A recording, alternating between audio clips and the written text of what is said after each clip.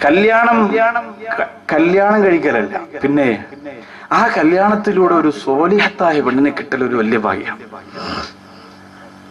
അതൊരു വലിയ ഭാഗ്യമാണെന്ന് സോലിഹത്തായ ഭാര്യമാരുള്ളവർ പറയട്ടെ. നിങ്ങളുടെ ഭാര്യ സോലിഹത്താണോ എന്ന് ചോദിച്ചാൽ, ഇവിടെ ഭാര്യമാര് വന്നിട്ടുണ്ടെങ്കിൽ എന്തായാലും നിങ്ങൾ കൈവെക്കും. കാരണം എന്താ, അവള് മുകളിലിരിക്കുകയാണ്, കണ്ടു കഴിഞ്ഞാൽ വീട്ടിൽ കിടന്ന് ഉറങ്ങാൻ പറ്റത്തില്ല. അതുകൊണ്ട് സോലിഹത്ത് തന്നെ അങ്ങനെ നോക്കിയിട്ട് കാര്യമില്ല അല്ലെ. അതൊരു സോലിഹത്താവണം. നിങ്ങൾ വിചാരിക്കണം ഔഷാദ് വാക്കയൊക്കെ കുടുംബജീവിതത്തെ കുറിച്ചൊക്കെ പ്രസംഗിച്ചപ്പോ എത്ര അടിപൊളിയായിരിക്കും, ഭാര്യയൊക്കെ സെറ്റപ്പായിട്ടായിരിക്കും ചെയ്യും. ഞാൻ അനുഭവിക്കണം, എനിക്കെല്ലാം അറിയുള്ളൂ. എല്ലാവർക്കും അതിന്റെ, മുസ്ലിയാരായാലും തങ്ങളായാലും പെണ്ണ് പെണ്ണല്ലേ. നമ്മളെ വീട്ടിൽ നമ്മളോടൊപ്പം കഴിയുന്ന പെണ്ണെന്ന് പറഞ്ഞാൽ ആ പെണ്ണിന് അള്ളാഹു കൊടുത്ത എല്ലാ കുറവും എല്ലാ പെണ്ണിനും ഉണ്ടാവും. 2 പെണ്ണ് കിട്ടിയോട് നിങ്ങൾ ചോദിച്ചു നോക്കേ, 2 ഭാഗത്തും തീ കത്തിച്ചിട്ട് ചൂട്ടിന്റെ മധ്യത്ത് വിട്ട ഉറുമ്പിന്റെ അവസ്ഥയാണ്. ഇപ്പൊ എത്തും പടച്ചവനെ കത്താൻ എന്നുള്ളത്. ഇതാണ് അവസ്ഥ.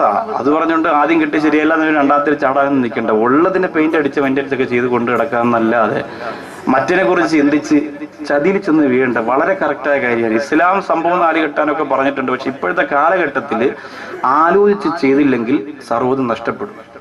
പൈസയുണ്ട്, ആരോഗ്യമുണ്ട്, അതുകൊണ്ട് ഞാൻ കെട്ടും, തോന്നിയതുപോലെ കെട്ടും, ആരുടെ എന്നെ ചോദിക്കാനെന്നൊക്കെ പറഞ്ഞാൽ അവസാനം സംഭവം പ്രശ്നമാകും. അള്ളാഹു കാത്തിരക്ഷിക്കട്ടെ. നല്ല കുടുംബജീവിതം അള്ളാഹു നമുക്ക് തരട്ടെ.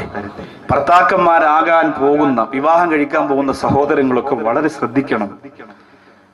എനിക്ക് അവളെ മതി എന്നൊക്കെ വാശി പിടിച്ച് ശാഠ്യം പിടിച്ച് നിൽക്കുമ്പോൾ ജീവിക്കേണ്ടത് നിങ്ങളാണ്. വാപ്പയല്ല, ഉമ്മയല്ല, ആരുമല്ല. അതൊക്കെ ഗൗരവത്തിൽ ചിന്തിക്കണം. വളരെ ആലോചിച്ച് ചെയ്യാവൂ. ബഹുമാനപ്പെട്ട അലി റളിയല്ലാഹു അൻഹുവിന്റെ ജീവിതത്തിൽ അല്ലാഹു കൊടുത്ത ഏറ്റവും വലിയ ഭാഗ്യമേതാ? പെരുമ്പരായൊന്നും ഇസ്ലാമിൽ വമ്പുറ്റോരാരംഭമേറുന്ന ധീരരേ, അമ്പിയ രാജാവിന്റെ ഉമ്പക്കനി മകൾ ഫാത്തിമക്കിണയായൊരു മാരരേ. മഹാനായ മുത്തറസൂലിന്റെ പ്രിയപ്പെട്ട കരന്റെ കഷണമാണ് ഫാത്തിമ ബീവി റളിയല്ലാഹു അൻഹ ഇണയായി കിട്ടിയില്ലേ. എത്രയോ സഹാബികൾ കൊതിച്ചതാ. അന്ന് വിവാഹത്തിന് പ്രായം ഒരു പ്രശ്നമായിരുന്നില്ല. 18 15 എന്നൊന്നും നിയമമില്ലാത്ത കാലമാ. പ്രായവ്യത്യാസം എന്നെ ഒരുപാട് ആളുകൾക്ക് വിവാഹം കഴിക്കാൻ അനുമതിയുള്ള കാലമാ. എത്രയോ പ്രിയപ്പെട്ട സഹാബികൾ വന്ന് ആരംഭ റസൂലിനോട് ചോദിച്ചതല്ലേ, അല്ലാഹുവിന്റെ റസൂലേ, എനിക്ക് തരൂ നിങ്ങളുടെ റോസാപ്പൂ പൊഴിക്കുന്ന പൊന്നുമോളെ, പനിതീർകളങ്ങളൊന്ന് വീണ് കിടക്കുന്ന സൗകുമാരിതയിൽ ലോകത്തെ പ്രകാശത്തിന്റെ പ്രഭ പരത്തി പോരെ ഫാത്തിമ റളിയല്ലാഹു അൻഹ, എനിക്ക് തരുവോ നബിയേ? ഞാൻ തറയിൽ വെക്കാതെ നോക്കിക്കൊള്ളാൻ നബിയേ. അവസാനം അല്ലാഹുവിന്റെ തീരുമാനം വന്നത് ഈന്തമരത്തിന്റെ ചോട്ടിലെ പുല്ല് ചെത്തിയിട്ട് ജീവിക്കുന്ന പാവപ്പെട്ടവനാര് അലി റളിയല്ലാഹു അൻഹുവിന് കൊടുക്കാനാണ്. അതിൽ കൂടുതൽ ഭാഗ്യമിനി അലിയാർ നിങ്ങൾക്ക് വേറെ കിട്ടാനുണ്ടോ? ജീവിതത്തിന്റെ കഷ്ടപ്പാടും കണ്ണീരും ഒക്കെ അനുഭവിച്ച് വീട്ടിലേക്ക് വരുമ്പോ ഞാനുണ്ടെന്ന് പറഞ്ഞ് വാരിപ്പുണരുന്ന ഒരു ഇണയെ കിട്ടണമെങ്കിൽ എന്റെ ചെറുപ്പക്കാരെ അല്ലാഹു തരുന്ന വലിയ ഭാഗ്യം തന്നെയാണ്. അല്ലാഹു തരുന്ന വലിയ ഭാഗ്യം തന്നെയാണ്. അതെല്ലാവർക്കും കിട്ടണമെന്നില്ല. മലബാറിന്റെ തീരത്ത് എനിക്ക് പരിചയമുള്ള ഒരു പ്രിയപ്പെട്ട സഹോദരൻ അപകടം പറ്റിയും നിറഞ്ഞപ്പോ ഞാൻ കാണാൻ പോയി. ഞാൻ വീട്ടിലേക്ക് ചെല്ലുമ്പോ ഞാൻ സാധാരണ പോകുന്ന വാഹനത്തിലല്ല പോയത്. അതുകൊണ്ട് ഞാനാണ് വരുന്നതെന്നവർക്ക് മനസ്സിലായില്ല. വീടിന്റെ സിറ്റ് ഔട്ടിൽ തന്റെ പ്രിയപ്പെട്ട അപകടം പറ്റിയ ഭർത്താവിനെ ശുശ്രൂഷിച്ചുകൊണ്ടിരിക്കുകയാണ് ഭാര്യ. കാലൊടിഞ്ഞ് കൈയൊടിഞ്ഞു പോയ പ്രിയപ്പെട്ട ഭർത്താവിന്റെ 2 കൈയും ഒരു കൈയും ഒരു കാലും ഒടിഞ്ഞു പോയി. അതേ സിറ്റ് ഔട്ടിലെ ഒരു കസേരയിൽ ഇരിക്കുകയാണ്. ഒടിയാത്ത കാലൊരു സ്റ്റൂളിന്റെ മുകളിൽ കയറ്റി വെച്ചിരിക്കുകയാണ്. തന്റെ പ്രിയപ്പെട്ട ഭാര്യ കാലിങ്ങനെ ഞെക്കിക്കൊടുക്കുകയാണ്. അല്ലാഹുവേ, വെള്ളം തുണിയിൽ നനച്ചിട്ട് ഭർത്താവിന് കുളിക്കാൻ കഴിയില്ലല്ലോ. ആ പ്രിയപ്പെട്ട ഭർത്താവിന്റെ ശരീരത്തിലേക്ക് ഇങ്ങനെ പിടിച്ചു കൊടുക്കുകയാണ്. ഞാൻ ചെന്നപാട് ആ പ്രിയപ്പെട്ട സഹോദരൻ എഴുന്നേറ്റകത്തേക്ക് പോയി.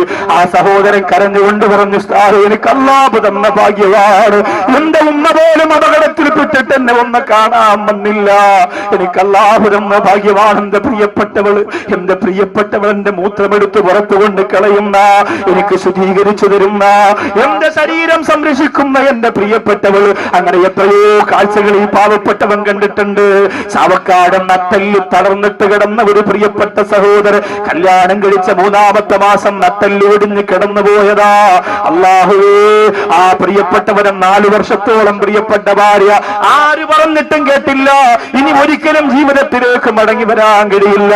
ഭാര്യമാര് ശാരീരിക ബന്ധത്തിൽ ഏർപ്പെടാൻ കഴിയില്ല എന്ന് ഡോക്ടർമാര് പറഞ്ഞപ്പോഴും ഇക്കാ ഞാൻ എങ്ങനെയാണ് നിങ്ങളെ മറക്കുക എന്ന് പറഞ്ഞുകൊണ്ട് ആ പ്രിയപ്പെട്ടവന്റെ വിഷമം മാറ്റാൻ, ആ പ്രിയപ്പെട്ടവനെ സംരക്ഷിക്കാൻ വേണ്ടി 4 വർഷത്തോളം കൂടെ നിന്ന് അവസാനം മഹലിലെ ഉസ്താദുമാരും നാട്ടുകാരും ഒക്കെ നിർബന്ധിച്ചിട്ടാണ് മറ്റൊരു കല്യാണത്തിന് മനസ്സ് വെച്ച് ഈ ഭർത്താവിനെ പറഞ്ഞ് ഇസ്ലാമിക നിയമപ്രകാരമുള്ള ഒഴിവാക്കലും കഴിഞ്ഞ് പുറത്തുപോയതെങ്കിൽ എന്റെ പ്രിയപ്പെട്ട പെങ്ങളെ, വിദേശ രാജ്യത്ത് കിടന്ന് കഷ്ടപ്പെടുന്ന ഭർത്താവിനെ മറന്ന് അടുക്കളയുടെ പിന്നാമ്പുറത്തെ വാതില് മസിൽ മണ്ണിന് വേണ്ടി തുറന്നു കൊടുക്കുന്ന പെണ്ണ്, കാത്തിരിക്കുന്നൊരു കബറിന്റെ കത്ത് തലയുള്ള പാമ്പുകളാ, കാത്തിരിക്കുന്നൊരു നരകത്തിന്റെ കനൽക്കെട്ടകളാ. ദുനിയാവിന്റെ രസത്തിന് വേണ്ടി അത് ചിന്തിക്കല്ലേ പൊന്നുമോള്. മരണത്തെ ഓർക്കണേ, കബറിനെ ഓർക്കണേ, അല്ലാഹുവിന്റെ ദീൻ ഉൾക്കൊള്ളണേ. അലി റളിയല്ലാഹു അൻഹുവിന്റെ ജീവിതത്തിൽ കിട്ടിയ ഏറ്റവും വലിയ ഭാഗ്യം ഫാത്തിമ റളിയല്ലാഹു അൻഹയെ ഭാര്യയായി കിട്ടിയതാ. അതിൽ പര ഒരു ഭാഗ്യമുണ്ടോ? പക്ഷെ ഫാത്തിമ റളിയല്ലാഹു അൻഹ തമാശക്ക് നബി തങ്ങളോട് ഒരു കാര്യം ചോദിച്ചു. അപ്പോ നബി തങ്ങൾക്ക് അത് വലിയ സങ്കടമായി. തമാശക്ക് ചോദിച്ചതാ, അങ്ങനെ സങ്കടം ആകില്ല എന്ന് കരുതിയിട്ടാണ് ഫാത്തിമ റളിയല്ലാഹു അൻഹ ചോദിച്ചത്. ഫാത്തിമ റളിയല്ലാഹു അൻഹ ചോദിച്ചു, നബിയെ, എത്രയോ സമ്പന്നര് വന്ന് എന്നെ ചോദിച്ചു, എനിക്കറിയാം. കല്യാണത്തിന് മുമ്പാണ്, അലി റളിയല്ലാഹു അൻഹുവായിട്ടുള്ള കല്യാണം തീരുമാനിച്ചതിന് ശേഷം എത്രയോ സൗന്ദര്യമുള്ളവര് ഈ മക്കത്ത് വന്ന് എന്നോട് കല്യാണം ആലോചിച്ചു റസൂലേ. എത്രയോ സമ്പന്നര് വന്ന് കല്യാണം ആലോചിച്ച നബി, അവർക്കൊന്നും കൊടുക്കാതെ അങ്ങയുടെ കരളെന്ന് പറഞ്ഞ ഈ ഫാത്തിമ ഇങ്ങനെ മാറ്റിവെച്ചിരുന്നത് ഖുറൈശികളിൽപ്പെട്ട ഈ പാവപ്പെട്ട ഫക്കീറിന് കൊടുക്കാനാണോ നബിയെ? വെറുതെ ചോദിച്ചതാ തമാശക്ക്. അല്ലാഹുവിന്റെ റസൂൽ സല്ലല്ലാഹു അലൈഹി വസല്ലമ തങ്ങളുടെ കണ്ണ് നിറഞ്ഞുപോയി. റസൂൽ പറഞ്ഞു, ഫാത്തിമ, അലി റളിയല്ലാഹു അൻഹു പരലോകത്തെ പണക്കാരനാണ് ഫാത്തിമ. അലി റളിയല്ലാഹു അൻഹു ഫക്കീറല്ല ഫാത്തിമ, അല്ലാഹുവിന്റെ കോടതിയിലെ പണക്കാരനാണ് ഫാത്തിമ. എന്റെ പ്രിയപ്പെട്ട ചെറുപ്പക്കാരാ, അവിടെയാണ് ഞാനും നിങ്ങളും വിജയിക്കേണ്ടത്. അവിടെയാണ് പൊന്നുമോനെ നമ്മൾ വിജയിക്കേണ്ടത്. ദുനിയാവിൽ എത്ര സൗഭാഗ്യം കിട്ടിയാലും എത്ര നേട്ടങ്ങൾ കിട്ടിയാലും എന്തൊക്കെ കൈയടക്കി വെച്ചാലും അല്ലാഹുവിന്റെ കോടതിയിൽ വല്ലദീന തഖൗ ഫൗഖഹും യൗമൽ ഖിയാമ. ദുനിയാവിൽ നിന്നെ മാറ്റിവെക്കട്ടെ, കുറ്റപ്പെടുത്തട്ടെ, കല്ലെറിയട്ടെ, പരിഹസിക്കട്ടെ, ചീത്ത വിളിക്കട്ടെ, ആക്ഷേപിക്കട്ടെ, പക്ഷെ അല്ലാഹുവിന്റെ സത്യസന്ധതയുടെ കോടതിക്ക് മുന്നില് അവിടെ ഏറ്റവും വലിയ വിജയം ഭരിക്കുന്നയാളാവാ. എന്റെ പ്രിയപ്പെട്ടവരെ, മനസ്സ് വെക്കുക,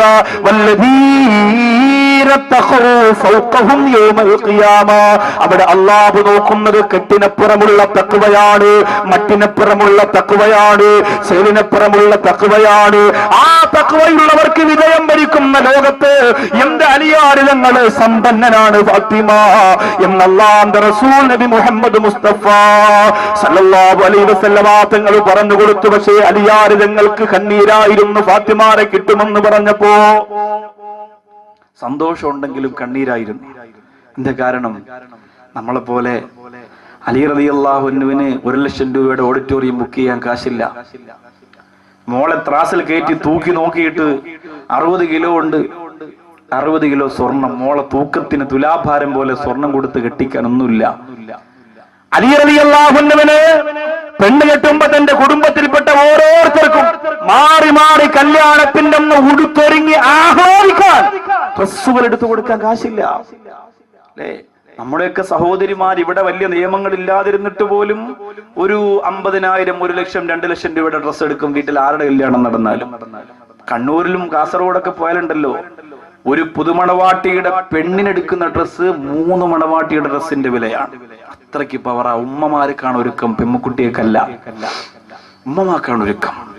എത്ര പണം നമ്മൾ പൊടിച്ചു കളയുന്നു. എന്റെ മുമ്പിലിരിക്കുന്ന സഹോദരങ്ങളോട് പറയാം, എന്റെ കല്യാണം നിങ്ങൾക്കറിയാം, അഭിമാനത്തോടു കൂടി പറയാം, എത്ര നിങ്ങൾക്ക് ചുരുക്കാൻ പറ്റും അത്രയും ചുരുക്കണം. ചുരുക്കാൻ വേണ്ടിയിട്ട് ഒളിച്ചോടി രജിസ്റ്റർ വിവാഹം നടത്തി കളയരുത്. അത് പറഞ്ഞ എനിക്ക് ഞാൻ ചുരുക്കാൻ തയ്യാറാന്ന് പറഞ്ഞ് അയാളെ വിളിച്ചോണ്ട് രജിസ്റ്റർ വിവാഹം നടത്തി 10 രൂപയുടെ കേസല്ലേ ഉള്ളൂ, റാഹത്തായി. വാക്കവി പറഞ്ഞ പിന്നെ അതിനപ്പുറം ഇല്ല. അങ്ങനെ എന്റെ പേരിൽ പഴിയാരരുത്. അപ്പോ ചുരുക്കുക എന്ന് പറഞ്ഞാൽ ഒരു മാതൃകയായിരിക്കണം നമ്മുടെ കല്യാണം.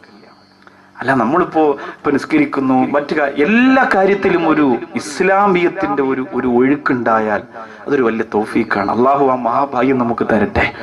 ഇത്തിരിയൊക്കെ ത്യാഗം ചെയ്യാനുള്ള മനസ്സ്, ഒന്ന് പരിശ്രമിക്കാനും ഇച്ചിരി കഷ്ടപ്പെടാനും ഒക്കെ ഉള്ളൊരു മനസ്സുണ്ടാവണം. ഇല്ലെങ്കിൽ ഒറ്റയ്ക്ക് കിടക്കുന്ന കവറിന്റെ അകത്ത് ആരും ഉണ്ടാവില്ല സഹോദരൻ, വളരെ പ്രയാസമാണ്. അപ്പോ അലി റളിയല്ലാഹു അൻഹുവിന്റെ കയ്യിൽ കാശില്ലാത്തത് കൊണ്ട് ബഹുമാനപ്പെട്ടവർ തീരുമാനിച്ചതെന്താ?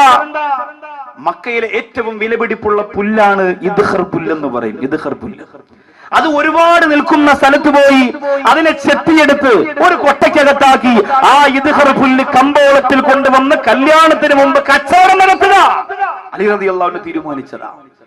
വേങ്ങോടും പാലോടും മഞ്ഞമലയിലും കൊച്ചാലമോടും വാവറമ്പലത്തും പോത്തങ്കോടും പാച്ചറയിലും ഒക്കെയുള്ള നമ്മുടെ പ്രിയപ്പെട്ട ചെറുപ്പക്കാർ കല്യാണത്തിന് കാശില്ലാതെ വന്നാൽ എന്താ ചെയ്യാ?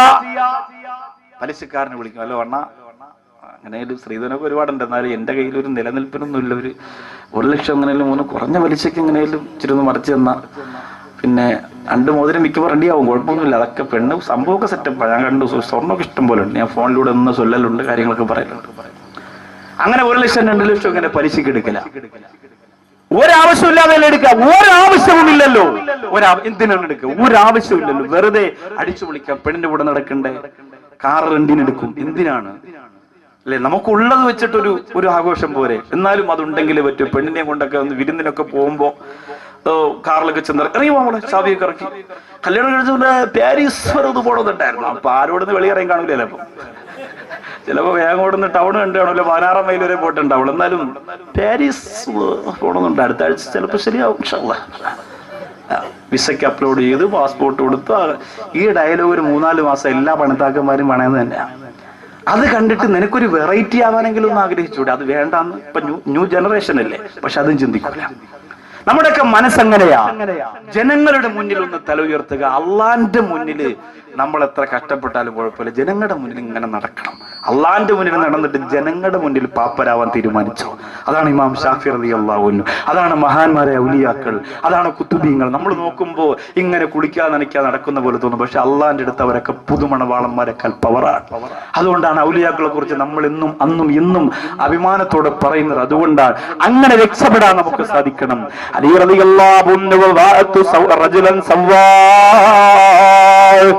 ഒരു വലിയ സംഭവം നടക്കാൻ പോവാണ്, കേട്ടോ. അലിയാർ തങ്ങളുടെ ജീവിതത്തിൽ പൊട്ടി കരഞ്ഞുപോയ ഒരു വലിയ സംഭവം നടക്കാൻ പോവുകയാണ്, കേട്ടോ.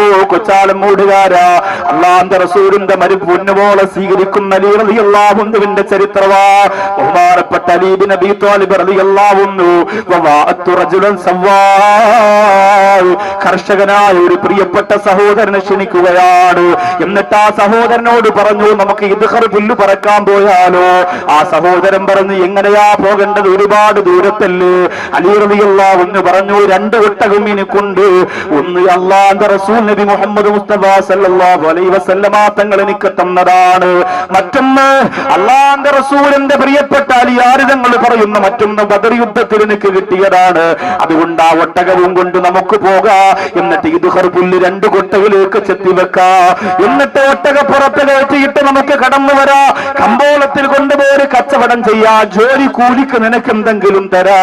ഇതെന്തിനാണ് തങ്ങളെ എന്ന് ചോദിക്കുമ്പോ അലി റളിയല്ലാഹു അൻഹു പറയുന്നു, എനിക്ക് മണവാട്ടിയായി അല്ലാഹുവിന്റെ റസൂൽ ഫാത്തിമയെ തരുമെന്ന് പറഞ്ഞപ്പോ ഞാൻ കരഞ്ഞുപോയി. എന്റെ ഫാത്തിമ റളിയല്ലാഹു അൻഹ വീട്ടിലേക്ക് വന്നാൽ എനിക്ക് കൊടുക്കാൻ ഒരു പത്തിരി ഉണ്ടാക്കാൻ എന്റെ കയ്യിൽ കാശില്ല. എന്റെ ഫാത്തിമ റളിയല്ലാഹു അൻഹക്ക് ഒരു വസ്ത്രം വാങ്ങി കൊടുക്കാൻ എന്റെ കയ്യിൽ കാശില്ല. പലിശത്തമ്പുരാക്കന്മാരുടെ ആസനം താങ്ങിയിട്ട് അതെ നിന്റെ കല്യാണം മാമാങ്കമായി ആഘോഷിക്കുന്ന ചെറുപ്പക്കാരാ, ആഖിറം മറക്കല്ല മോനെ, പരലോകം മറക്കല്ല പൊന്നു മോനെ. അലി റളിയല്ലാഹു അൻഹു 2 ഒട്ടകത്തെയും കൊണ്ട് ജോലിക്കാരനെയും കൊണ്ട് കമ്പോളത്തിലേക്ക് പോവുകയാ. മക്കളുടെ പർവ്വത നിരകൾ കടന്ന് ഇദ്ഖർ പുല്ലുള്ള ഒരു പ്രധാനപ്പെട്ട സ്ഥലത്തേക്ക് വരുത്തുകയാ. ഒട്ടകത്തെ മരുഭൂമിയുടെ ഒരു ഭാഗത്ത് നിർത്തിയിട്ട് ആ 2 പേരും കൂടിയിട്ട് പുല്ല് ചെത്താൻ വേണ്ടി ചെല്ലുകയാണ്. അല്ലാഹുവേ, ഫാത്തിമ റളിയല്ലാഹു അൻഹയുടെ മണിമാരനതാ പുല്ല് ചെത്തുകയാ. എന്നിട്ട് ഒട്ടകത്തെ തലയിൽ ചുമന്നുകൊണ്ട് ഒട്ടകത്തിന്റെ അടുത്തേക്ക് എത്തുമ്പോഴാ അപ്പോഴാണ് ആ രംഗം നടന്നത്. അല്ലാഹുവേ, ആരംഭ റസൂൽ കൊടുത്ത ഒട്ടകമുണ്ടല്ലോ, ബദർ യുദ്ധത്തിൽ കിട്ടിയ ഒട്ടകമുണ്ടല്ലോ, ആ ഒട്ടകത്തെ ആരോ കഴുപ്പറത്ത് കഷണമാക്കി കൊന്നിട്ടിരിക്കുകയാണ്. മുത്ത് റസൂലിന്റെ മുമ്പിൽ പരാതി പറഞ്ഞപ്പോഴാണ് ഈ സംഭവം ലോകമറിയുന്നത്. ആ പുല്ലുകെട്ടിറക്കി വെച്ചിട്ട് റസൂലുള്ളാഹിയുടെ മുമ്പിൽ നിന്ന് പൊട്ടിക്കരയുകയാണ്. എന്നിട്ട് പറയുന്നു, യാ റസൂലല്ലാഹ് ഫലം അംലിക ഐനയ്യ ഹീന റഅയ്തു യാ ഹബീബല്ലാഹ്. ആ ഒട്ടകം ചത്തുകിടക്കുന്ന കണ്ടപ്പോ, അതിനെ അറുത്തറുത്തിട്ടിരിക്കുന്നത് കണ്ടപ്പോൾ എന്റെ കണ്ണിനെയും എന്റെ മനസ്സിനെയും എനിക്ക് നിയന്ത്രിക്കാൻ കഴിഞ്ഞില്ല. ഞാൻ പൊട്ടിക്കരഞ്ഞു പോയി തങ്ങളേ എന്നല്ലാഹുവിന്റെ റസൂൽ സല്ലല്ലാഹു അലൈഹി വസല്ലമ തങ്ങളോട് പറയുകയാ. എന്റെ പ്രിയപ്പെട്ട യുവാക്കളോട് പറയുന്നു, അല്ലാഹനെ മറന്നുകൊണ്ടുള്ള ആഘോഷത്തിന് രംഗത്ത് വരല്ലേ പൊന്നുമോനെ. നീ ചെയ്തത് അല്ലാഹു ചോദിക്കുന്നത് നിന്നോട് മാത്രമാണ്. നീ ചെയ്തത് ചോദിക്കുന്നത് നിന്നോട് മാത്രമാണ്, നിന്നോട് മാത്രമാണ്. പാലോട് മുസ്ലിം ജമാഅത്തിൽ എപ്പോഴും നിസ്കരിക്കാൻ വന്നിരുന്ന 19 വയസ്സുള്ള ഷമീം എന്ന പൊന്നുമോന് ക്യാൻസർ വന്ന് മരിച്ചുപോയത് നിങ്ങളുടെ കൺമുമ്പിൽ മിച്ചല്ലേ. നിങ്ങളുടെ മുന്നിലൂടെ ഓടിച്ചാടി കളിച്ചിരുന്ന എന്താവശ്യത്തിന് ഓടി വരുന്ന മിഥിലാജ് എന്ന പൊന്നുമോൻ പോയത് നിങ്ങളുടെ കൺമുമ്പിലല്ലേ. എത്രയോ എത്രയോ പണം മുടക്കിയിട്ട് ക്യാൻസർ രോഗത്തിന് ചികിത്സ നേടിയ നസീബ് എന്ന് പറയുന്ന ആ വേങ്ങോട് എന്ന മഞ്ഞവലയിലേക്ക് വച്ചാലമൂടേക്ക് വരുമ്പോഴുള്ള ആ ചെറിയ വീടിനകത്ത് ഇരുന്നിരുന്ന നജീബ് എന്ന പൊന്നുമോന് മരിച്ചത് നിങ്ങളുടെ മുമ്പിലല്ലേ. ആരോടാണ് ഞാനിത് പറയുന്നത്? എന്റെ പ്രിയപ്പെട്ട ചെറുപ്പക്കാരാ, അല്ലാഹുവിന്റെ കോടതിയിൽ സമാധാനം പറയാത്ത ഒരു നിമിഷം പോലും നിന്റെ ജീവിതത്തിൽ ഉണ്ടാവില്ല പൊന്നുമോനെ, ഉണ്ടാവില്ല. അതുകൊണ്ട് ഇബാദത്ത് ചെയ്തോ, ഖുർആൻ ഓദിക്കോ, സദഖ ചെയ്തോ, സലാത്ത് ചൊല്ലിക്കോ, അല്ലാഹുവിന്റെ പൊരുത്തം നേടാൻ വേണ്ടി പരിശ്രമിച്ചോ. നിങ്ങൾക്കറിയോ, അലി റളിയല്ലാഹു അൻഹുവിന് കല്യാണം കിടന്നിട്ട് പോലും ദാരിദ്ര്യം തീർന്നില്ല. കഷ്ടപ്പാട് തന്നെയാ, പട്ടിണി തന്നെയാ. ഫാത്തിമ റളിയല്ലാഹു അൻഹ പൊട്ടിക്കരഞ്ഞു വേറെ ജീവിതത്തിന്റെ എത്രയോ സമയങ്ങളാ. നിങ്ങൾക്കറിയോ, അല്ലാഹുവിന്റെ റസൂൽ അലി റളിയല്ലാഹു അൻഹുവിന് സമ്മാനമായി കൊടുത്ത പ്രധാനപ്പെട്ട ഒരു വാളാണ് ദുൽഫുഖാർ എന്ന് പറയുന്ന വാള്.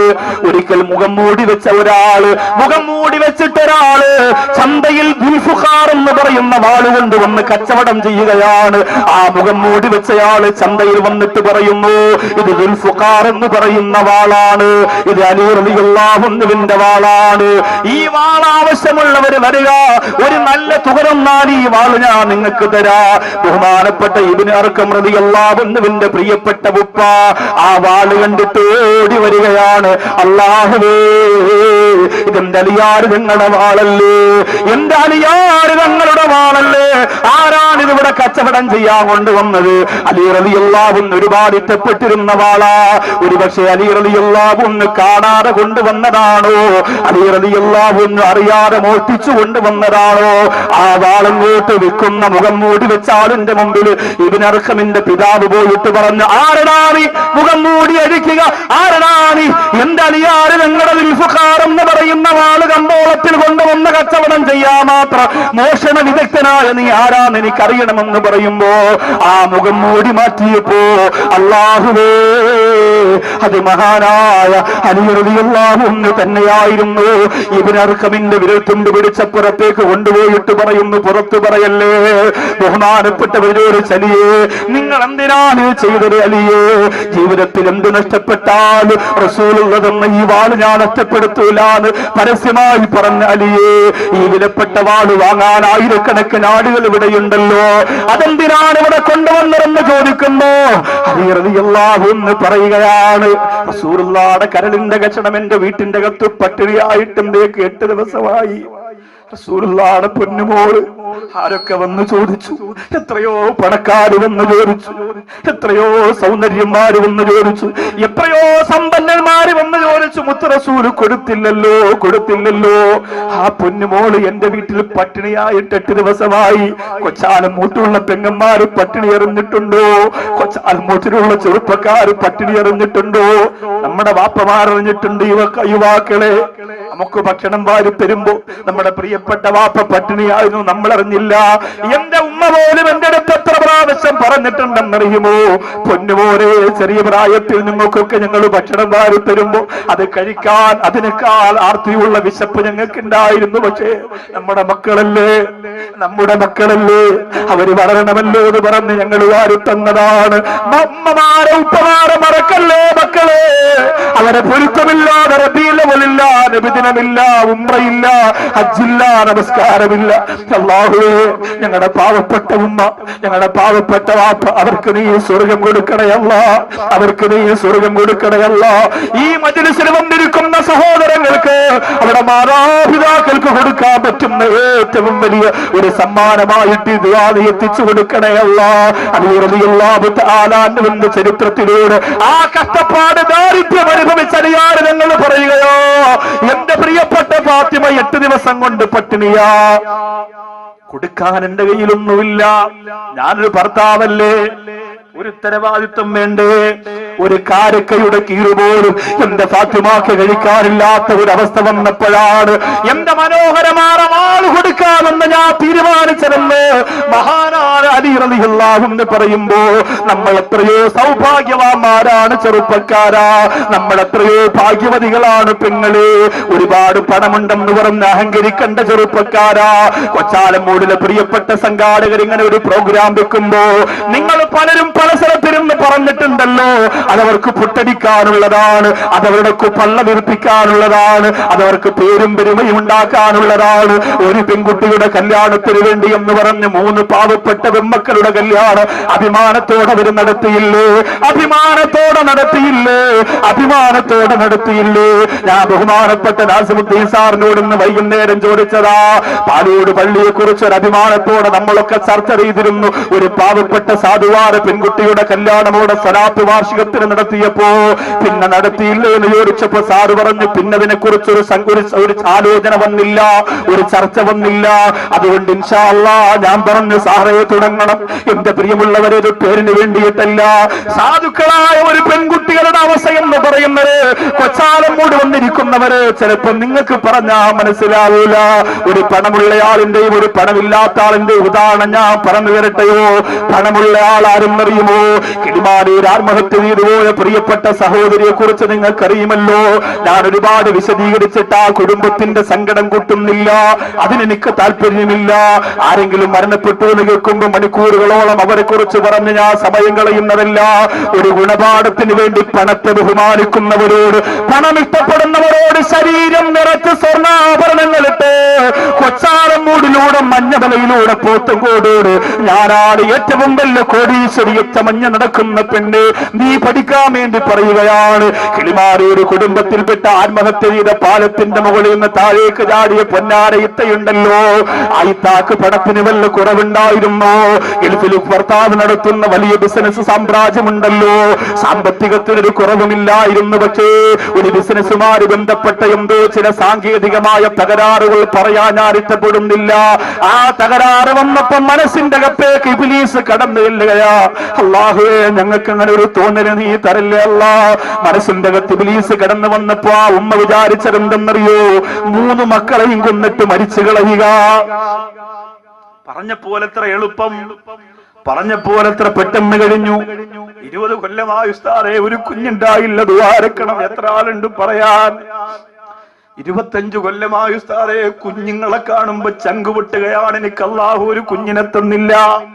എത്രയോ ആളുകളുണ്ട്, ഏത് മക്കാമ കണ്ടാലും പോയി ദുആരക്കും, ആര് സ്വതക്ക് ചോദിച്ചാലും കൊടുക്കും, ഏത് പള്ളിയിലും ദുആ ചെയ്യാ പൈസ കൊടുക്കും. അല്ലാഹുവേ, ഏത് ഡോക്ടറുടെ പേര് പറഞ്ഞാലും പോയി കാണിക്കും ഒരു കുഞ്ഞിന് വേണ്ടി. കുഞ്ഞിന്റെ വിലയേറിയില്ലല്ലോ. ഇബ്ലീസ് മനസ്സിന്റെ അകത്ത് കിടന്നാ പിന്നെ വേറെന്താണ് ചിന്തിക്കുക? 2 വയസ്സുള്ള പൊന്നുമോളെ എങ്ങനെയാണ് പുഴയിലേക്ക് എറിയാൻ തോന്നുക?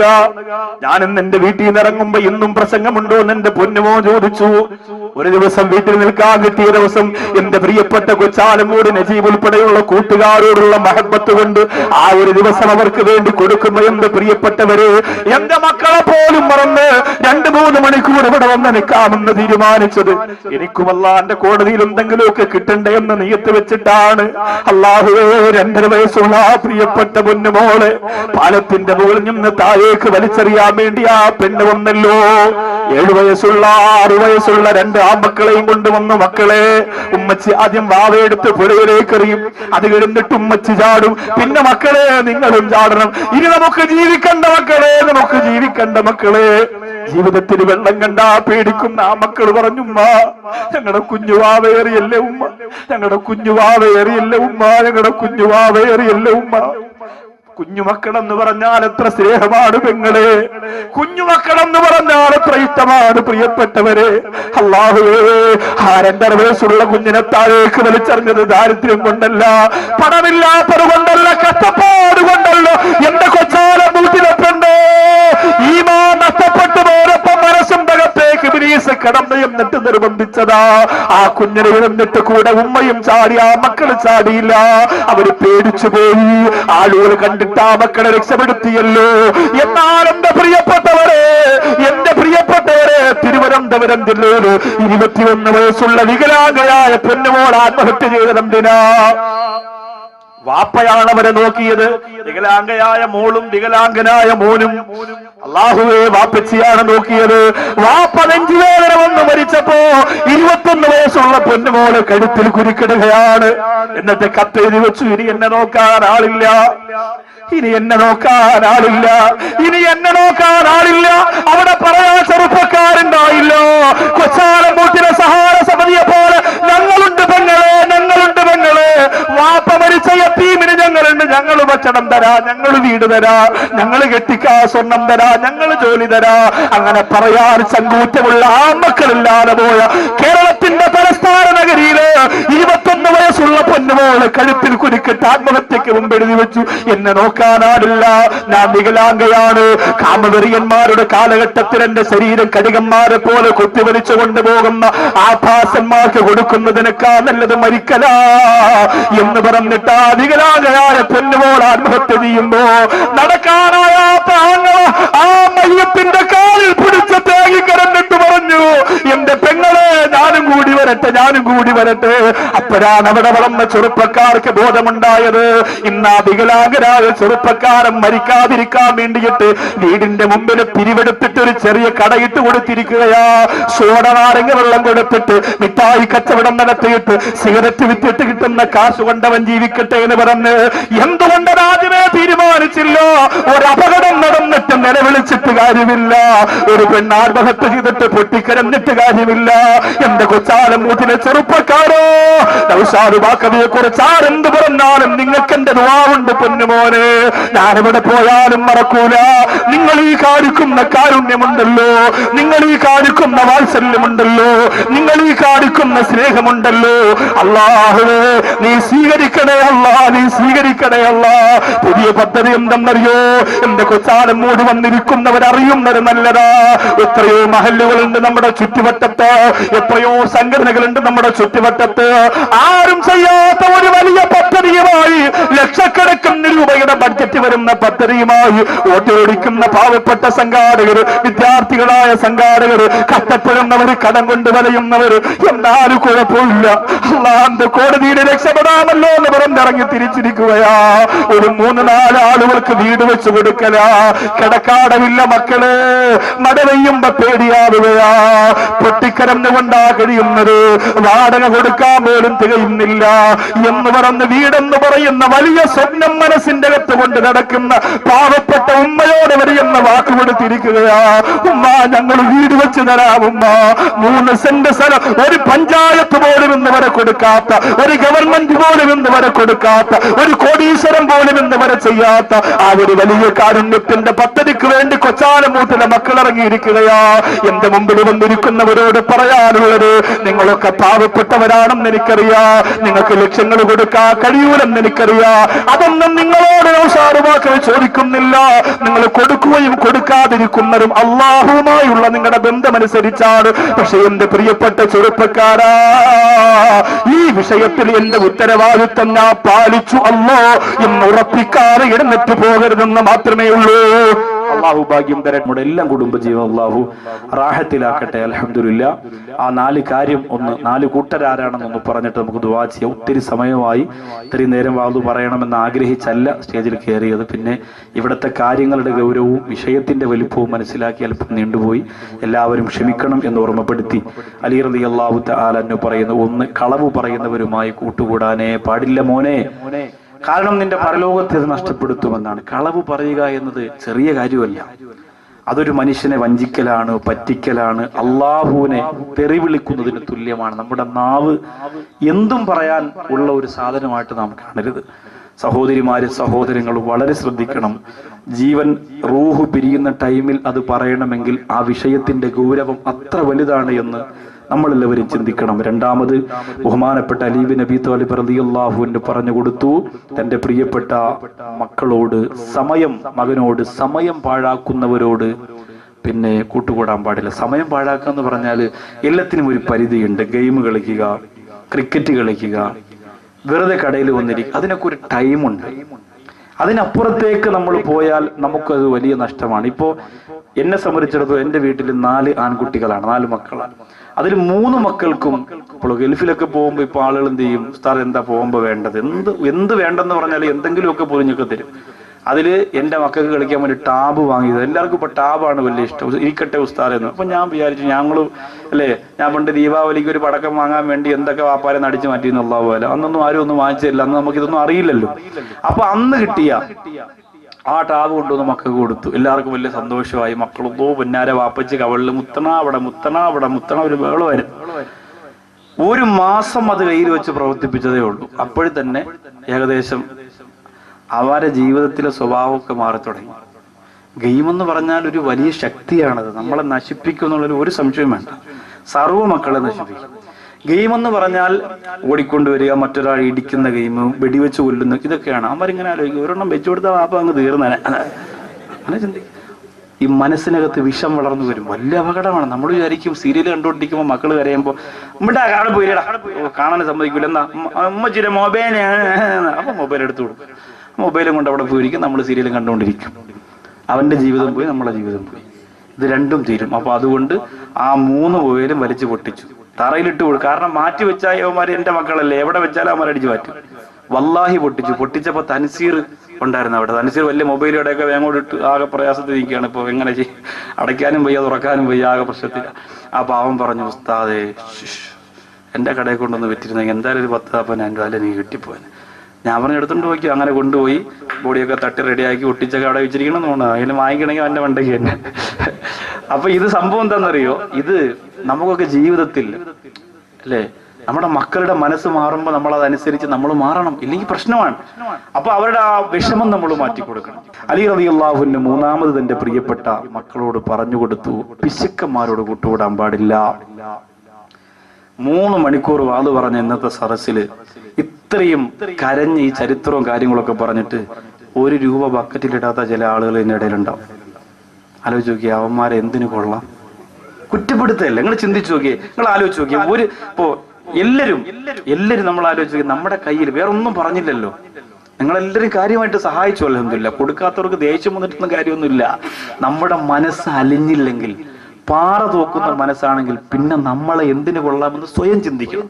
അപ്പൊ ബാക്കി എല്ലാവരും കൊടുക്കട്ടെ, ഞാൻ ഇതിലൊന്നും പെട്ട ആളല്ല എന്നൊരു തോന്നൽ നിങ്ങൾക്ക് വന്നാൽ ഇനിയുള്ള മജ്‌ലിസുകളിലെങ്കിലും അത് മാറ്റണം. ബക്കറ്റിലെങ്കിലും നമ്മളൊരു 10 രൂപ ഇട്ടിട്ടുണ്ടെങ്കിൽ ഈ വിഭാഗത്തിൽ നിന്ന് രക്ഷപ്പെടുമല്ലോ. ഇത് പരലോകം നഷ്ടപ്പെടുത്തുന്നതായതുകൊണ്ടാണ് ഈ ഗൗരവമുള്ള കാര്യം അലി റളിയല്ലാഹു അൻഹു പറഞ്ഞത്. 4ാമത്തെ വിഷയം ബഹുമാനപ്പെട്ടവർ പറഞ്ഞു, അധർമ്മകാരികളുമായി കൂട്ടുകൂടരുത്. അധർമ്മകാരികൾ എന്ന് പറഞ്ഞാൽ ആരാണ്? ധർമ്മമല്ലാത്തത് ചെയ്യുന്നത്. ഇപ്പൊ ഒരുപാട് ഹൈന്ദവ സഹോദരങ്ങൾ ഇവിടെയുണ്ട്. ശബരിമല സീസണാണ്. ധർമ്മോ രക്ഷിതി രക്ഷിത, ധർമ്മത്തെ നീ രക്ഷിച്ചാൽ ധർമ്മം നിന്നെ രക്ഷിക്കുമെന്ന് പറയുന്ന മഹാഭാരതത്തിന്റെ അണികളാണ്. ചെരുപ്പില്ലാതെ മലയ്ക്ക് പോകുന്ന, ഒരുപാട് നിയമങ്ങൾ പാലിച്ചുകൊണ്ട് ഹൈന്ദവ മതത്തിന്റെ വേദം അംഗീകരിക്കുന്ന ഒരുപാട് സഹോദരങ്ങളുണ്ട് കൊച്ചാലമൂട് മഞ്ഞവലയിലും ഒക്കെ. അപ്പോ ധർമ്മം നമ്മൾ ചെയ്യുക, നല്ലത് ചെയ്യുക, എപ്പോഴും ചീത്ത വിളിക്കുക, എപ്പോഴും കള്ളു കുടിക്കുക, എപ്പോഴും മോശത്തരം മാത്രം പറയുക, അങ്ങനെയുള്ളവരോട് കൂട്ടുകൂടിയ നമ്മളും അവരെ പോലെ ആയിപ്പോവും. അള്ളാഹു കാത്തിരക്ഷിക്കട്ടെ. അൽഹംദുലില്ലാ, പടച്ചതും പുരാൻ ഈ സദസ്സ് അള്ളാഹു സ്വീകരിക്കുന്ന നല്ലൊരു സദസ്സാക്കട്ടെ. ദുആരക്കാൻ പോകുന്നു. അലി റളിയല്ലാഹു അൻഹുവിന്റെ മനോഹരമായ ചരിത്രം പഠിച്ച് വഫാത്ത് പറഞ്ഞ ഹൈബറും ബദറും ഒക്കെ പറഞ്ഞ ഈ പുണ്യ സദസ്സിൽ ഒരുപാട് മദ്ഹ് പാടി ഒരുപാട് ചരിത്രം പറഞ്ഞു. അൽഹംദുലില്ലാ, അതൊക്കെ അള്ളാഹു റബ്ബുൽ ഇസ്സത്ത് നമ്മുടെ ജീവിതത്തിന്റെ നേട്ടങ്ങൾക്ക് അള്ളാഹു ഒരു കാരണമാക്കി തരുമാറാകട്ടെ. ഇൻഷാ അല്ലാഹ് നമുക്ക് ദുആ ചെയ്യാം. സമയം പറഞ്ഞുകൊണ്ടിരുന്നാൽ ഏറെ പറയാനുണ്ട്, സമയം ഏറെ വൈകി. എല്ലാ പ്രിയപ്പെട്ട സുഹൃത്തുക്കളും സഹോദരങ്ങളും എഴുന്നേറ്റ് നിൽക്കുക. നബി സല്ലല്ലാഹു അലൈഹി വസല്ലമ തങ്ങൾ പറഞ്ഞ ഒരു പുണ്യകർമ്മം, ഒരു അമലായി നിങ്ങളുടെ ജീവിതത്തിൽ ഉണ്ടാവട്ടെ. ജിബ്രീൽ അലൈഹിസ്സലാത്തു വസ്സലാം അള്ളാന്റെ റസൂലിന്റെ അടുത്ത് ഇരിക്കുമ്പോൾ വഹിയുമായിട്ട് എന്ത് വഹിയുണ്ടെങ്കിലും ജിബ്രീൽ ഒന്ന് പറയും. പക്ഷേ വഹിയല്ലാത്ത അവസ്ഥയിൽ ഒരു മലക്ക് പ്രവാചകരുടെ മുന്നിലേക്ക് വന്നു. ജിബ്രീൽ അലൈഹിസ്സലാത്തു വസ്സലാമിനോട് അള്ളാന്റെ റസൂൽ ചോദിച്ചു, ഈ മലക്ക് എന്തിനാണ് ഇപ്പോൾ വന്നത്? അള്ളാന്റെ റസൂലിനോട് ജിബ്രീൽ പറഞ്ഞു, ഇത് ഒരു പ്രത്യേക കാര്യം അങ്ങയെ അറിയിക്കാൻ വേണ്ടി വന്നതാണ്. അപ്പോ എന്താണ് ആ കാര്യം? ആ വന്ന മലക്ക് പറഞ്ഞു, അങ്ങയെ അള്ളാഹു 2 പ്രകാശത്തിന്റെ ഉടമയാക്കി എന്ന് പറയാൻ പറഞ്ഞു. അങ്ങയെ അള്ളാഹു 2 പ്രകാശത്തിന്റെ ഉടമയാക്കി എന്ന് പറയാൻ പറഞ്ഞു. ആ 2 പ്രകാശം വിശ്വാസികളുടെ ജീവിതത്തിൽ ദുആ സ്വീകരിക്കുന്നതിന് ഒരു കാരണമാണ് എന്ന് പറയാൻ പറഞ്ഞു. ആ 2 പ്രകാശം ഏതാണ് എന്ന് നബി സല്ലല്ലാഹു അലൈഹി വസല്ലമ തങ്ങൾ ആ പ്രിയപ്പെട്ട മലക്കിനോട് ചോദിക്കുമ്പോൾ അള്ളാഹുവിന്റെ പരിശുദ്ധ ഖുർആനിന്റെ 2 ഭാഗമാണ് പറഞ്ഞത്. ആ 2 ഭാഗം നിങ്ങളുടെ ജീവിതത്തിൽ ഇൻഷാ അല്ലാഹ് നാളെ മുതൽ അത് നിങ്ങൾ ബന്ധപ്പെടുത്തി നിങ്ങളുടെ പ്രാർത്ഥനകളിൽ, നിങ്ങളുടെ നമസ്കാരത്തിന്റെ ദുആകളിൽ, നിങ്ങളുടെ അമലുകളിൽ ആ 2 ഭാഗത്തെ ബന്ധപ്പെടുത്തി വെച്ചാൽ നിങ്ങളുടെ ദുആ സ്വീകരിക്കുന്നതിന് ഒരു 90% സാധ്യത കൂടുതലാണ്. നമ്മൾ ചെയ്യുന്ന കാര്യം അല്ലാഹു സ്വീകരിക്കണം. മജ്ലിസുകൾ ദുആ ചെയ്യുന്നത് കൊണ്ടാണ് നമ്മുടെ പ്രഭാഷണവും പ്രസംഗവും ഈ മേഖലയൊക്കെ ഇങ്ങനെ നിന്ന് പോവുക. അപ്പൊ നിങ്ങൾ ഇത്രയും ആളുകളുടെ ദുആ അതിനൊരു വലിയ ബറക്കത്തും പുണ്യവുമാണ്. ഈ 2 പ്രകാശം മുത്ത റസൂലിന് അല്ലാഹു കൊടുത്ത 2 പ്രകാശം, ഒന്ന് സൂറത്തുൽ ഫാത്തിഹയാണ്. ഫാത്തിഹ നമ്മൾ ഇന്നും ഓതി ഒരു ദുആ നമ്മുടെ വീട്ടിൽ ഉറങ്ങുന്നതിന് മുമ്പ് അൽ ഫാത്തിഹ എന്ന് പറഞ്ഞ് കട്ടിലിരുന്നിട്ട് ഒരു ഫാത്തിഹ ഓതി ദുആ ചെയ്യണം. മക്കളെ അത് ശീലിപ്പിക്കണം. വേറൊന്നും ഉണ്ടാവൂല നമ്മുടെ ജീവിതത്തിൽ. ഞാൻ എൻ്റെ കണ്ണ് വയ്യാതെ വീട്ടിലിരുന്നപ്പോൾ എൻ്റെ മൂത്തവൻ വന്നിട്ട് ഇങ്ങനെ ചോദിച്ചു, കണ്ണ് വേദന ഉണ്ടോ എന്ന് ചോദിച്ചപ്പോൾ സത്യം പറഞ്ഞാൽ സങ്കടം തോന്നി. കാരണം ദുനിയാവിലല്ല മോനെ ചോദിക്കേണ്ടത്, മരണപ്പെട്ട് നമ്മെ കവറിൻ്റെ അകത്ത് കൊണ്ടുവയ്ക്കുമ്പോൾ നമ്മുടെ മക്കൾക്ക് മുകളിൽ നിൽക്കുമ്പോൾ തോന്നണം, അപ്പാക്ക് ഇപ്പോൾ വേദന ഉണ്ടാവോ, മലക്കൾ വന്നിട്ടുണ്ടാവോ, അള്ളാഹു ഇനി നേരിട്ട് കാണാൻ പറ്റൂലല്ലോ. ആ ഒരു ആശങ്ക നമ്മുടെ മക്കളുടെ കൽബിലുണ്ടെങ്കിൽ ദുആ ചെയ്യും. അപ്പോൾ ഇതൊക്കെ നമ്മൾ പഠിപ്പിച്ചു കൊടുക്കുമ്പോഴേ ആ ഒരു ബന്ധം ഉണ്ടാവുള്ളൂ. ഒന്ന് സൂറത്തുൽ ഫാത്തിഹ, മറ്റൊന്ന് അള്ളാഹുവിന്റെ പരിശുദ്ധ ഖുർആൻ സൂറത്തുൽ ബഖറയുടെ അവസാന ഭാഗമാണ് ആമന റസൂലു ബിമാ ഉൻസില എന്ന് തുടങ്ങുന്ന ആ ഭാഗം. അത് നമ്മൾ വിചാരിക്കുന്ന പോലെ അത്ര ചെറിയൊരു സംഭവം അല്ലത്. വലിയ ഇഷ്ടമാണ് പടച്ചവന്. ഫാത്തിഹന്റെ കൂടെ അതും കൂടെ ചേർത്തിട്ട് നിങ്ങൾക്ക് ഓതാൻ പറ്റിയാൽ വലിയ നേട്ടമാണ്. ഇതൊക്കെ നമ്മൾ ഓതുന്നത് നമുക്ക് തന്നെ കിട്ടുള്ളൂ. അള്ളാഹു തആല വിജയിപ്പിക്കട്ടെ. നബി സല്ലല്ലാഹു അലൈഹി വസല്ലമ തങ്ങളുടെ കാലഘട്ടത്തിൽ മൗലിദ് ഉണ്ടായിരുന്നു, അന്ന് ഘോഷയാത്ര ഉണ്ടായിരുന്നു, അന്ന് മിഠായി കൊടുത്തോ, അന്ന് ജഡ്ജസ് മാർക്കിടാൻ പോയോ, അന്ന് തോരണം കിട്ടിയോ എന്ന് ചോദിച്ച് വിഡ്ഢികളെ പോലെ സമയം കളയാതെ യുഅ്മിനൂന ബിൽ ഗൈബ്, അദൃശ്യ കാര്യങ്ങളിൽ വിശ്വസിക്കുന്നവരാണ് മുഅ്മിനീങ്ങളെങ്കിൽ പരിശുദ്ധ റബീഉൽ അവ്വലിന്റെ ഈ ആഘോഷം എനിക്ക് അള്ളാഹുവിന് കൊടുക്കാനുള്ള ഒരു വിശ്വാസമാണ്, എൻ്റെ മുത്ത റസൂലിനെ സമർപ്പിക്കാനുള്ളതാണെന്ന പൂർണ്ണമായ ഉറപ്പ് നിങ്ങൾക്ക് ഉണ്ടാവണം. അപ്പൊ നിങ്ങൾ പറയും, മരിച്ച ദിവസമല്ലേ റബീഉൽ അവ്വൽ 12, അന്ന് എങ്ങനെ മുട്ടായി കൊടുക്കും? നിങ്ങൾ ചിന്തിച്ച് എത്ര വിഡ്ഢിത്തരമാണ്. ഒരാളും മരിച്ചാൽ 3 ദിവസത്തിൽ കൂടുതൽ സങ്കടപ്പെട്ടിരിക്കാൻ പാടില്ല. ഭർത്താവ് മരിച്ചാൽ ഭാര്യ 4 മാസം 10 ദിവസം ഇരിക്കും. ബാക്കി ആര് മരിച്ചാലും, ഞാൻ മരിച്ചാൽ എൻ്റെ മക്കൾ 3 ദിവസത്തിൽ കൂടുതൽ സങ്കടപ്പെട്ട മക്കൾക്ക് ശിക്ഷയുണ്ട് അല്ലാഹുവിന്റെ കോടതി. ചെറിയ കാര്യമൊന്നുമില്ല, ചുമ്മാ കരഞ്ഞോണ്ട് നടന്നാൽ മതി, ജീവിക്കണ്ടേ. അപ്പോ അങ്ങനെ സങ്കടപ്പെടാൻ പാടില്ല. മരിച്ചാ സങ്കടപ്പെടേണ്ടത് ആകെ 3 ദിവസമാണ്. അല്ലാതെ കാലാകാല റസൂലുള്ളാഹി വഫാത്തായി എന്ന് പറഞ്ഞിട്ട് ആണ്ട് നേർച്ച നടത്തിയിട്ട് പൊട്ടിക്കരാനല്ല ഇസ്ലാം പറഞ്ഞിരിക്കുന്നത്. നിങ്ങളുടെ പ്രിയപ്പെട്ട വാപ്പ മരിക്കുമ്പോ ആണ്ട് നടത്തിയിട്ട് യാസീനും മൗലൂദും സ്വലാത്തും ഓതി ഉപ്പാക്ക് വേണ്ടി ദുആ ചെയ്യുമ്പോൾ വാപ്പാടെ കാര്യം പറയുമ്പോ കരയും. അതല്ലാതെ അതൊരു ദുഃഖ ആചരണമല്ല. എന്റെ പ്രിയമുള്ള സഹോദരങ്ങളോട് പറയുന്നു, സാധാരണ ആളുകളുടെ ക്വാളിറ്റി വെച്ചിട്ട് ഒരിക്കലും റസൂലുള്ളാഹിയെ കുറിച്ച് ചർച്ച നടത്തരുത്. അത് ഈമാനില്ല എന്നതിന് ഏറ്റവും വലിയ തെളിവാണ്. ഇന്ന് കുറെ ആളുകൾ മൗലിദ് ഓതുന്നതിന് തെളിവുണ്ടെങ്കിൽ 1.5 ഏക്കർ വസ്തു ഞാൻ എന്റെ വീട്ടിന്റെ താഴെ നിന്ന് എഴുതി തരാം, എന്റെ വാപ്പ വാങ്ങിയിട്ടിരിക്കല്ലേ വീടിന്റെ താഴെ, കണ്ടോ എന്റെ വസ്തു എഴുതി കൊടുക്കാൻ. എന്നിട്ട് വാട്സപ്പിലും ഫേസ്ബുക്കിലും ഒക്കെ ഇങ്ങനെ മത്സരമാണ് അങ്ങോട്ടും ഇങ്ങോട്ടും. അള്ളാന്റെ റസൂൽ നമുക്ക് തട്ടിക്കളിക്കാനുള്ള ബോളല്ല. നമ്മൾ അറിഞ്ഞിട്ടില്ല. മദീനയിൽ ഒരു സൂഫിയായ മനുഷ്യനുണ്ട്, 15 വർഷം കൊണ്ട് അവിടെ താമസിക്കും. ജീവിതത്തിൽ ഒറ്റ പ്രാവശ്യം മാത്രമേ മദീനയുടെ കുബ്ബ കണ്ടിട്ടുള്ളൂ, നോക്കിയിട്ടില്ല. അതിന്റെ നിറമെന്തെന്നറിയാൻ വേണ്ടി ഒന്ന് നോക്കിയതാണ് ഉസ്താദ്, പിന്നെ നോക്കിയിട്ടില്ല. നിങ്ങൾ ഇവിടെ കഴിയല്ലേ, എത്ര സന്തോഷമാണ്, കണ്ടുകൂടെ എന്ന് ചോദിച്ചപ്പോ പറയാ, എന്റെ മുത്ത് റസൂൽ സല്ലല്ലാഹു അലൈഹി വസല്ലം തങ്ങൾ കിടക്കുന്ന ഈ മണ്ണിൽ നിന്നും മുഖം ഇങ്ങനെ ഉയർത്തി മുകളിലേക്ക് നോക്കുന്നത് പോലും എനിക്ക് പേടിയാണ്, അദബുകേടാവൂലേ എന്നുള്ള സങ്കടമാണ്. അങ്ങനെ പറയുന്ന സ്വാലിഹീങ്ങളുടെ ലോകത്ത് എങ്ങനെ കഴിയുന്നു?